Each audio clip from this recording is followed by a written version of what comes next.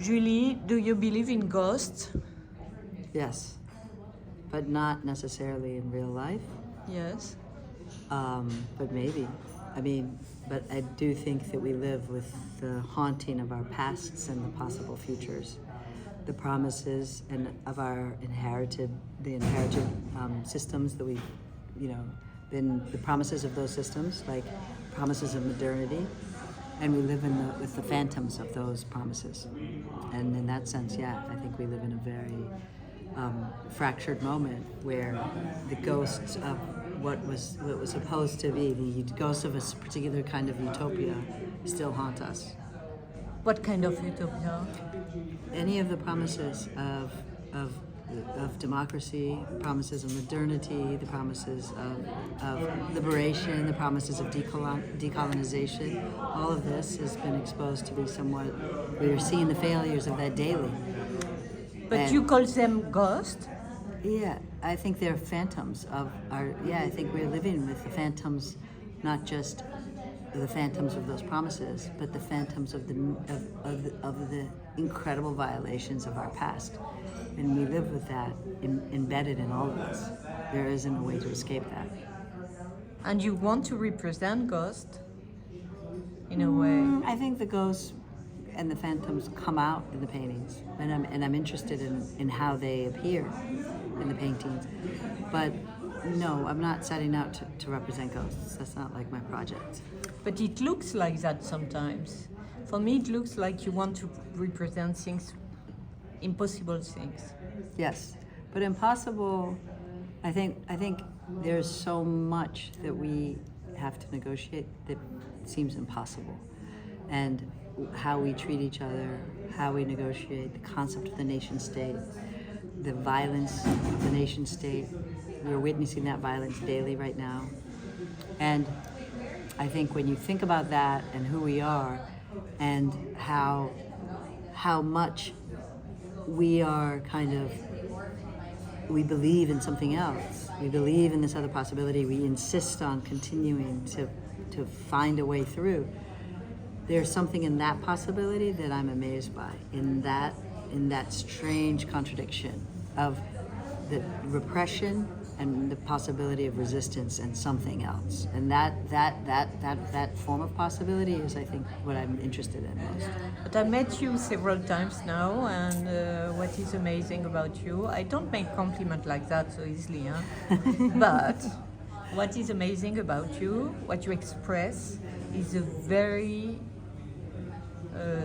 big strength. And that is expressed in your paintings by the possibility of doing things impossible.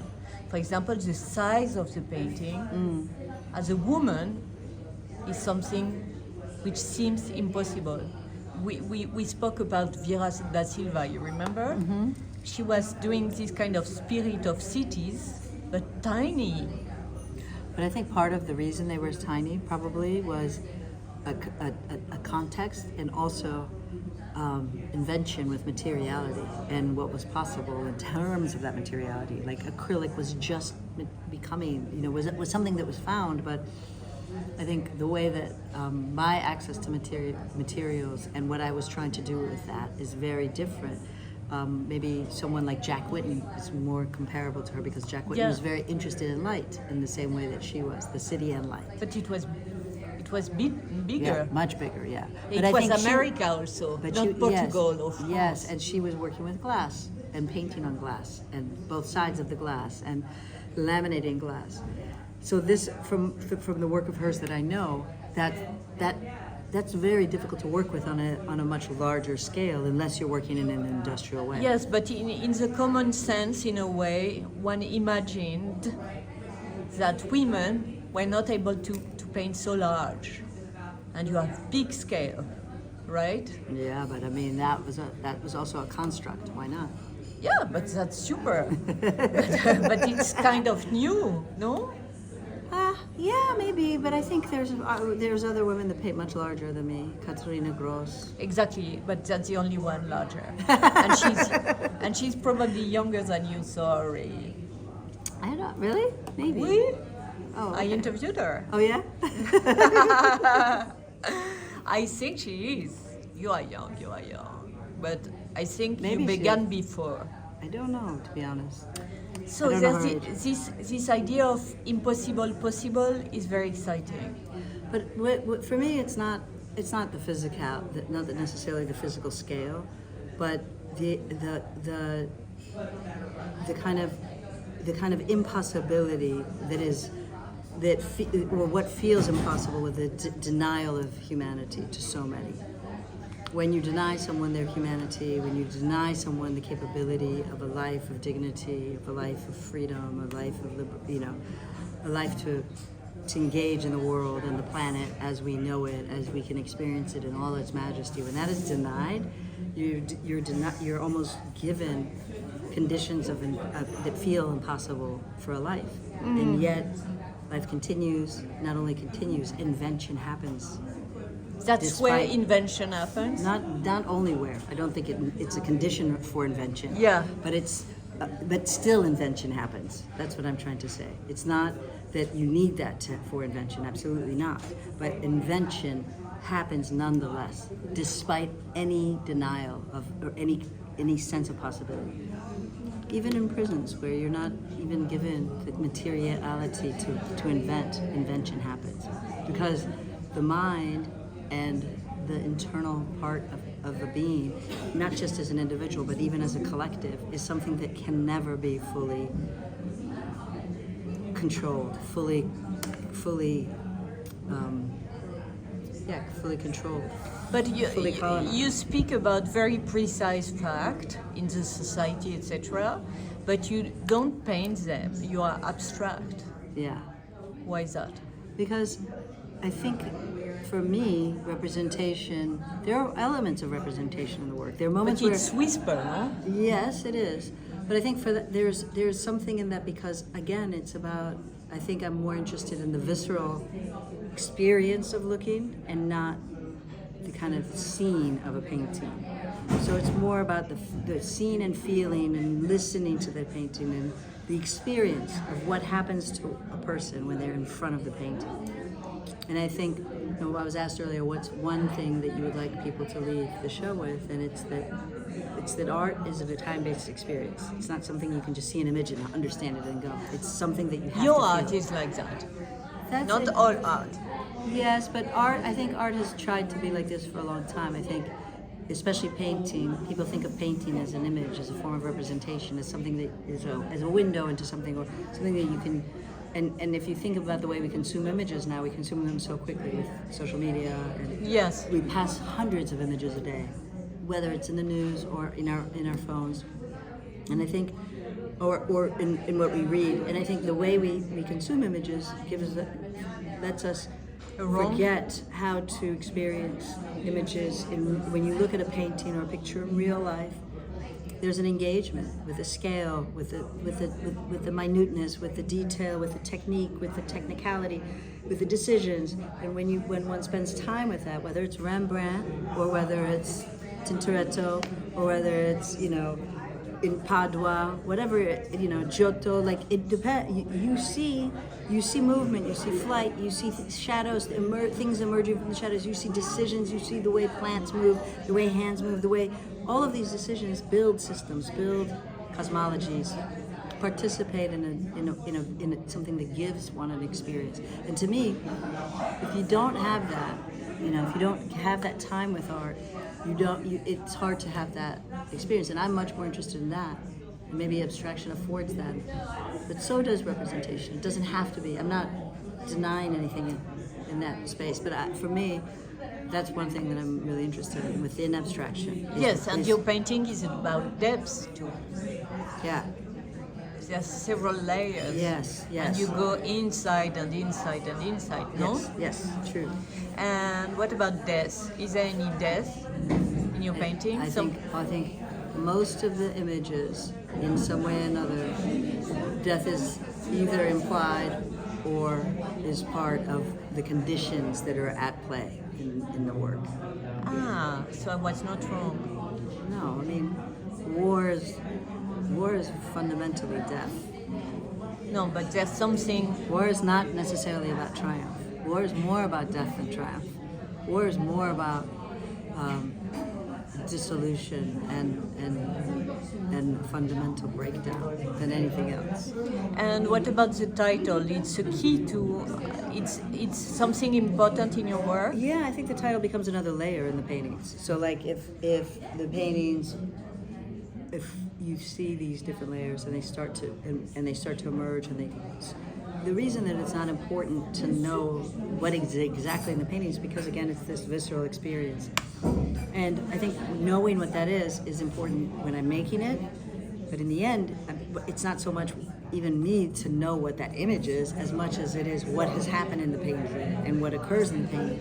And for me, the title is another layer of that, another level of information, a clue, but not so much a clue, more an indication of placement of the painting in a context, playing with aspects of time, space, stories. Can you give us an example? Yeah, so there's some paintings up here that are called About the Space of Half an Hour.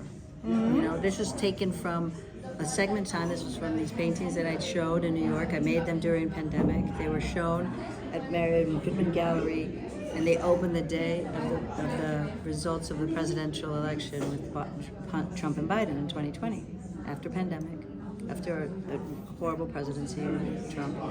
And we were really this was a very desperate moment in the U.S. And it felt like we were in this pause, just waiting to see what would happen.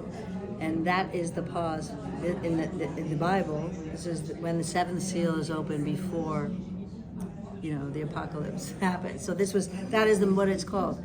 And for about the space of half an hour, that's when you had this kind of pause before the seal was open. And there's these two new kind of work in the exhibition. First, the transparency. Both are amazing. First, the transparencies. When I think about transparencies in art, I think about Picabia. Yes. Have you been interested by Picabia transparencies? Yeah, it's so interesting. I haven't even thought of those when I've been looking at these, thinking of these. Ah. I will think about those again. No, I really wasn't. It was interesting because I was thinking more about coming out of the shadows that existed in the blurred paintings, in the about the space of half an hour paintings. And when you look at those, they're black and white blurs with all this kind of airbrush on top. When you come close to them, your shadow participates in the blur. And because of that, I became interested in the shadows that can happen on the other side, and what happens when you have the paintings in space with these kind and with the light. Exactly. And there's also Polka who did something like that. Yeah, and I've thought about Polka after that, and the lens paintings, and the alchemical that allowed for transparency in parts of his paintings and not in others. But I hadn't thought of Picabia. That's really interesting. No, but Picabia, it's another technique, but it was transparencies. Yeah, it's really interesting, though. It's a juxtaposition of figures. Yes, in 28. And you are playing with the light here in the transparency. Yeah, for sure. The light and the body, and the skin, and these paintings are translucent. They're not transparent, they're translucent. You can't fully see through them, but you see all the layers from one side to another. They're different paintings, but they're the same image, right? They're the same painting, but you're seeing them back to front. And then you have the bodies. They're always changing, depending on if there's 0 people in the room or a few people or many people. The paintings, what the colors change, the shadows affect them. And as you move through them, they're always shifting from what direction you're looking at them, where the light is coming. And when you are conceiving the paintings, are you dancing? Yeah, a little bit, always dancing. That's obvious. Always. There's a feeling of motion. Motion is very important. That's why I said you want to do the impossible. Big scale, motion, and ghosts. All that embedded in a painting is a lot of impossibility. That's true. And what about the magic paintings? So those came about by an accident, which is when a lot of great ideas come that way. But I was working with this ink that also did this shift. When you looked at it from one direction, it's a very different painting than when you look at it from another. And I made a series of paintings that are one group that all really change where you look at it. And there's one painting here that's a larger scale painting that I made that we're using the same ink, and it really, when you look at it from one angle, it's another color, it's another painting than from another direction. And again, the subjective point of view is something that's very interesting in that it's an experiential type of painting. It's not something that you can see objectively. This is the way to see it. Why can't you see it objectively? Because it changes. Depending of the point of view. Exactly. So if you're looking at it from the right or left, or from the inside, close to it or far, it's different. I mean, literally, physically different. It has this mercurial space that shifts and changes. And is it a new track? I'm interested in both the transparent and the kind of place of chemical play that happens. And I ought to have asked it first. What was your aim with this exhibition? To learn something new. Really? Yeah. From your past? From the work, from your all the work, friends? from my friends, from trying to build an exhibition very differently than the last one, from thinking through what it means to create an exhibition that can be created like a score, that can operate with all these different sounds and tempos and, you know, experiences that all lead the crescendo and get more quiet, that you move from really kind of spaces that feel like very symphonic to spaces that feel like you're inside a crypt, like all of those kinds of changes, and that I was really interested in, and that's what I've learned from, and that's been exciting. Did you learn that? Oh yeah. Is there something that you really discovered this time that in Venice here? I think it was something. Yeah, this is the first time I think I've done that in an exhibition with Caroline. She knows the space so well. She's really a curator, like a composer, not like a curator. She's not interested so much, at least with me, in trying to give a historical reading. This institution's not interested in that, and so she has a different kind of freedom to think about things differently. Not that there's anything wrong with that. I think that's also really interesting sometimes to have a survey that goes through time like that. But there's this way that this work is there's a much more fluid kind of way of hanging the show, that we're thinking about works in relation to one another and what happens in terms of breathability and tempo. And I think you feel that in this show in a way that I've learned something about how to think through the work that way, in relation and in this space, in much more like a composition rather than didactically, but temporally. And next big thing is BMW. You are not allowed to speak about it. Yeah. Well, not even a whisper. But I'm finished. So when shall you present it? It's being presented in Paris at the Pompidou in May. Soon. Yeah, soon. Okay, so we will see each other again. Yes. I'm happy. Yeah. Merci, madame. Merci.